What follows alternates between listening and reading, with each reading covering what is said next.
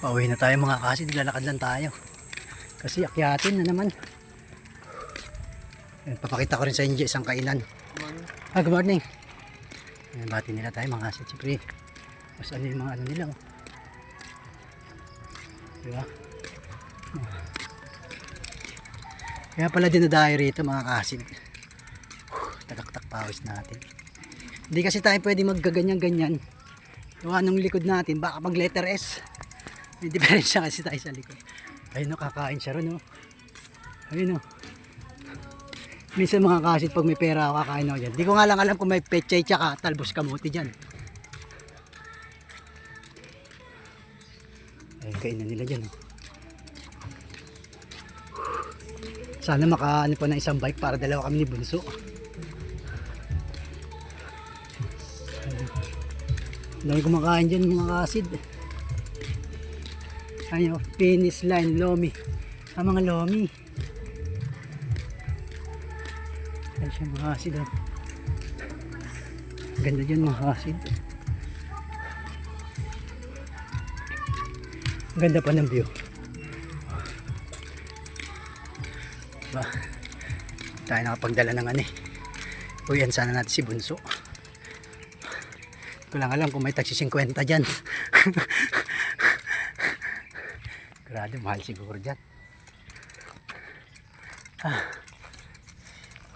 Pauwi na tayo mga kasid. Narating din natin yung dulo. Malayo pa to. Ang pagiging curious natin, narating na natin. Kaya lang, lakad lang talaga tayo, packet lagi. Pawis oh.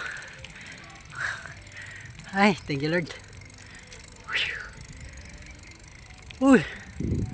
Tapos balik ulit tayo sa may waiting shed kaninang inano natin. Pahinga tayo dong konti. Inom tayong tubig, may tubig naman tayo. Luwag na lote oh. Ay dadaanan natin mga kasid. Paletter S. Puro pabulusok na to, pawi.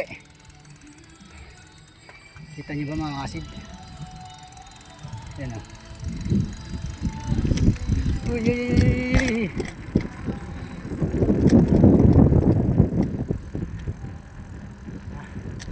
Meron tayo cellphone holder, kaya ako lang inalis para makita nyo. May tao yata sa waiting shed mga kasid. Mga nag-honeymoon yata yun ha. Ay mas na. Ayan mga nag-honeymoon dito mga kasid. Ayan. May matipakita, private nila yan eh.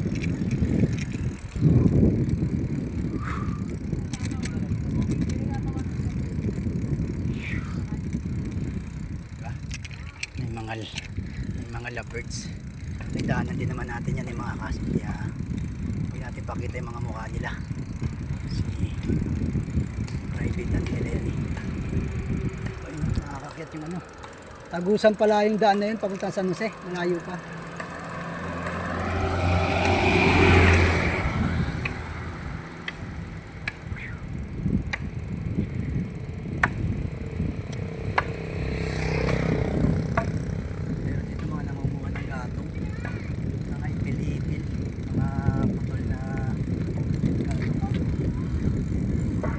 Shade mga kasid oh.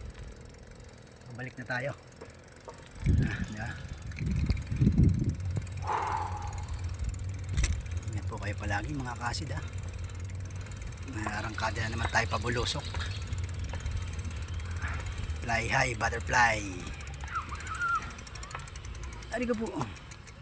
Ay thank you Lord. Nakarating din natin yan. Ayan dito na tayo sa. Tapos doon naman tayo bababa. Sunod pag may pera tayo, kain tayo doon. Uyan natin si Bunso ng lomi. Puti pa tayong mana.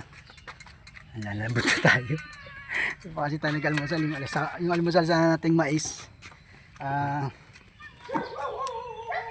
Napanis siguro. Ayun yung ano ko eh. Pag napanis siya, hindi pa tayo nakakabili ng ano, ng tubig. Kaya ang bigat. Hindi para sa atin kasi makapag-bloated tayo. Kasi nakaraan po talaga nag-bloated ako ron sa mais. Shout out po ulit kay ano ha. Kay Sir Shaw.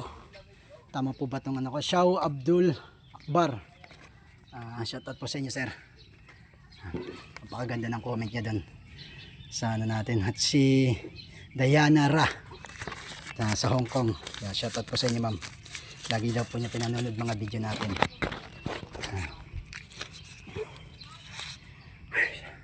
Pag maganda kondisyon mo, sarap mabuhay. Pangit kondisyon, magmumukmo ka sa bahay. Bloated yan, titigas yung ganto. Hirap puminga. Parang kang bali sa labas, pasok. Tapos yung ganto masakit, tagos hanggang puso. Kasi po ako, nagpaano na rin po ako. Tawag ba to the echo. Nakita po doon, meron daw pong heart enlargement yung puso ko sa left side.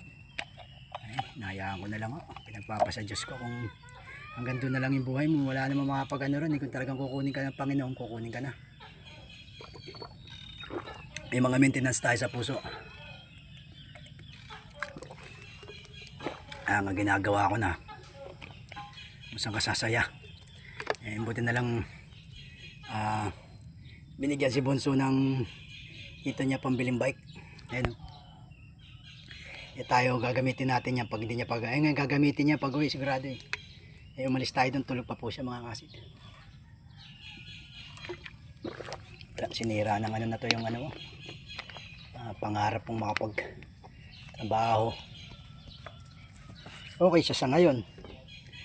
Mga ilang araw kagaya dati 4 na araw di siya sumumpong para mamamatay. Pagkanin mo acid lang eh. God bless po sa ating lahat mga kasid. Basang-basa tayo. Ingat po kayo palagi mga kasid ha. Pagpalang araw po sa inyo.